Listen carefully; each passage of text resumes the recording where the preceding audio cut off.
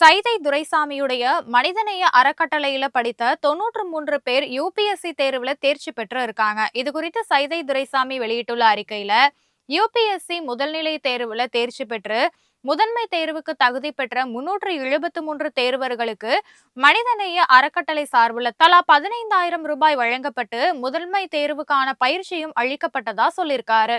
மனிதநேயம் ஐஏஎஸ் கட்டணமில்லாத கல்வியகத்துல பதிவு செய்து படித்த 93 மாணவ மாணவியர்கள் நேர்முக தேர்வுக்கு தகுதி பெற்று இருக்காங்க அப்படின்னும், இவங்களுக்கு இலவசமா மாதிரி நேர்முக தேர்வுகள் நடத்த திட்டமிடப்பட்டுள்ளதாகவும் சொல்லியிருக்காரு. டெல்லி சென்று வருவதற்கான விமான டிக்கெட், டெல்லியில உள்ள தமிழ்நாடு இல்லத்துல தங்கும் வசதி, உணவு, மாணவர்களுக்கு தரமான காலணிகள், கோட் ஷூட், மாணவியர்களுக்கு புடவை, சுடிதார், காலணிகள்னு அனைத்து உதவிகளும் கட்டணம் இல்லாம கிடைக்கும்னு சொல்லியிருக்காரு.